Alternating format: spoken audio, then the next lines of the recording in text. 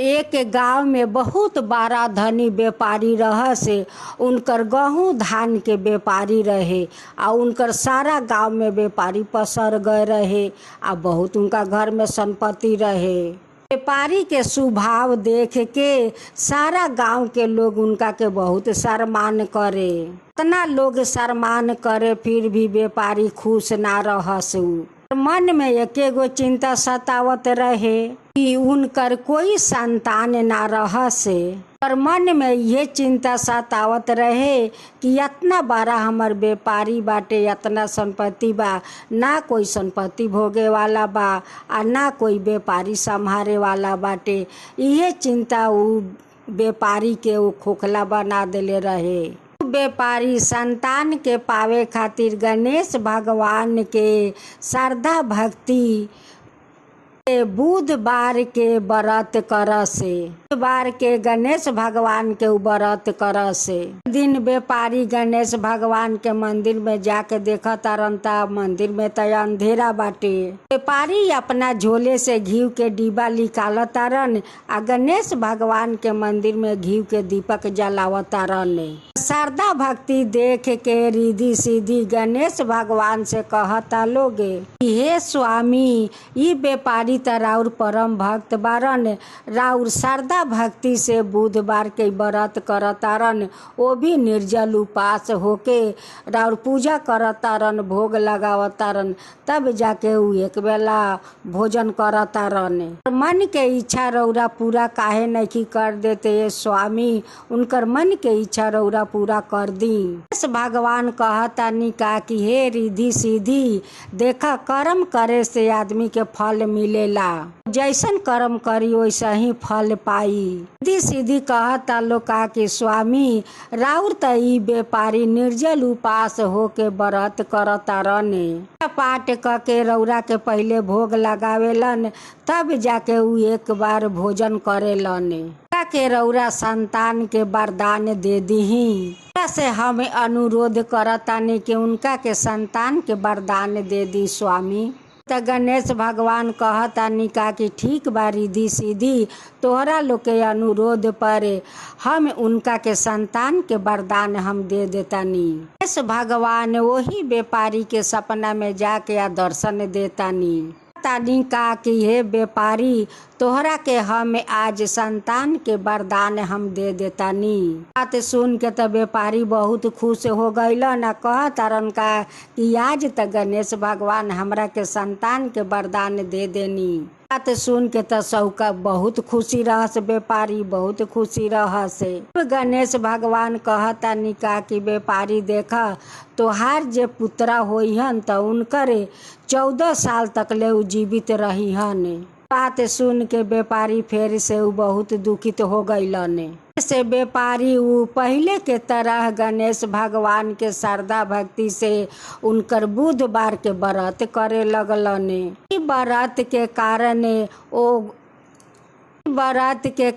ओ व्यापारी के घर में एक खूब सुंदर बेटा जन्म लेलन। उनकर घर में खुशियाँ भर गइल बाटे। उनकर घर में बहुत सारा ढोल मजीरा बाजता, बहुत सारा सोहर होता, बहुत सारा खुशियाँ मनावताटे लोगे। फिर उनकर बेटा के मृत्यु के बारे में व्यापारी के पता रहेला आ घर के और कोई आदमी के पता नहीं खे। व्यापारी के घर में एगो ब्राह्मण आवेलन आ ब्राह्मण उनकर बेटा के नाम में मंगल राखेलन। देखते मंगल 5 बरस के हो जाता रहने।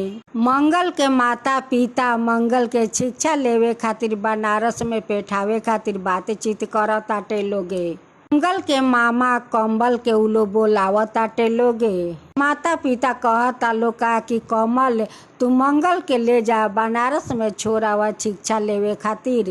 मंगल आ उनकर मामा कमल दोनों जना घर से निकल गए लोगे।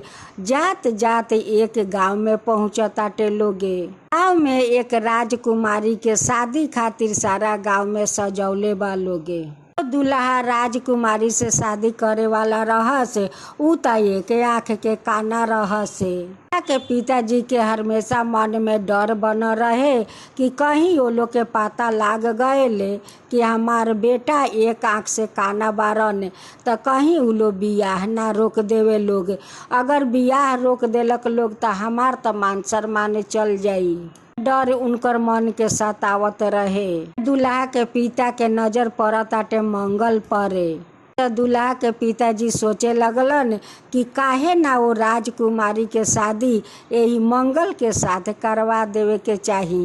बात दुल्हा के पिताजी मंगल के मामा कमल से कहतारन कि हम बहुत सारा धन दे के विदाई करम, एक मंगल के रौरा वही राजकुमारी के साथे शादी करवा दी। तो मंगल के मामा धन के लोभ में शिकार कर लेलन आ वही जगमंगल के साथ राजकुमारी के साथ शादी करवा देवेलन।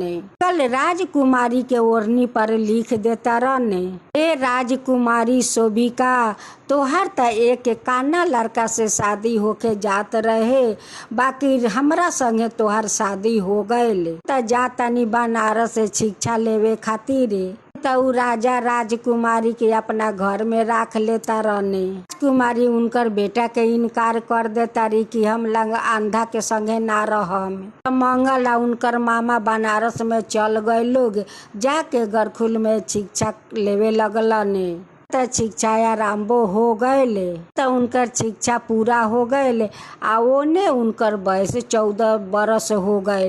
लोही गरखुल में जगो करवावतारन आ जगो समाप्त हो गए तो ब्राह्मण के भोजन करवैलन आ भोजन करवा के अपना कक्ष में जाके सूत गईलन। कहीं उनकर प्राण निकल जाला।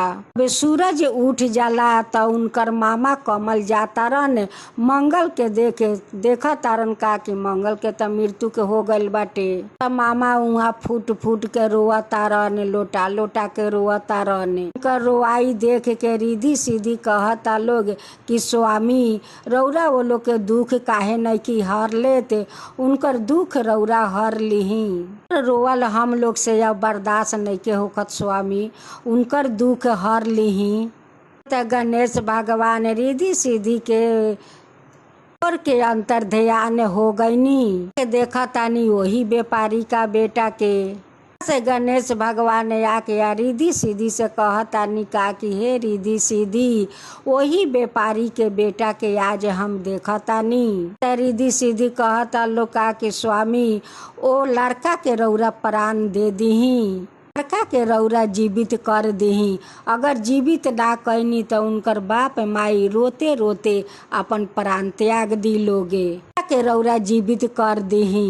त गणेश भगवान वही व्यापारी के सपना में जाके कहतानी, व्यापारी तोहर बेटा के जीवित रहे के हम बहुत लंबा उम्र देले बानी, जुग जुग तक उ जीवित रही हने। और शारदा भक्ति देख के हम बहुत पसंद बानी, तोहारे पूजा पाठ पर हम बहुत पसंद बानी। सब शारदा भक्ति देख के या हम तोहर बेटा के हर बेटा के जीवित रहे के बहुत लंबा तक हम वरदान देले बानी, जुग जुग तक उ जीवित रही हने। त गरखुल से मामा या मंगल दोनों लौट के आवताटे लोगे। आते वही गांव में पहुंचता लोग कि जहाँ मंगल के शादी भय रहे वो राजकुमारी से। पर मंगल जगो करावता रहने। उ राजा देखा तारन के वहाँ जगो होता आ उनका पर जाके नजर पड़ गल मंगल पर। अब तो राजा कहा तारन का कि ये लड़का हवा ने संगे त राजकुमारी शोभित के शादी भइल बाटे। राजा उनकर मामा के या मंगल के घर में बोला के ले जाता रन आ एक दिन रखता रन। सारा धन दे के राजकुमारी शोभित के विदाई करता रन। बहुत सारा सेना देता रन कि वो लोग के रक्षा करी लोगे। गांव में एक मूर्ख आदमी अपन घर बेच के जात रहस आ अपन पत्नी के वही घर में बंद कर देले रहस।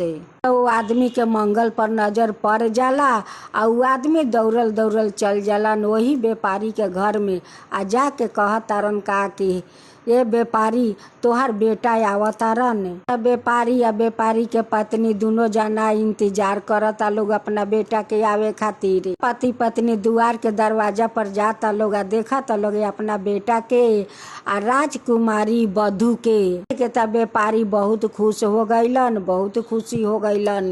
बेटा या बहू शोभित के देख के बहुत खुश बा लोग। दोनों बेटा बहू के घर में लेके जाता टे लोगे। उनकर खुशिया से भर गए, धन से भर गए। दोनों पति पत्नी हाथ जोड़ के सिर झुका के कहता लोग कि हे गणेश भगवान, जैसे हमार बेटा या बहू के रौरा लौटा देनी, हमरा घर में खुशियाँ भर देनी, वैसे सब कोई के घर में खुशियाँ भर दी। हे गणेश भगवान, सब कोई के घर में खुशियाँ भर दी। सुनावे वाला पर, हुकारी पारे वाला पर, सुने वाला पर, सब कोई पर कृपा करम। हे गणेश भगवान, सब कोई पर कृपा करम। जय गणेश भगवान, जय गणेश भगवान।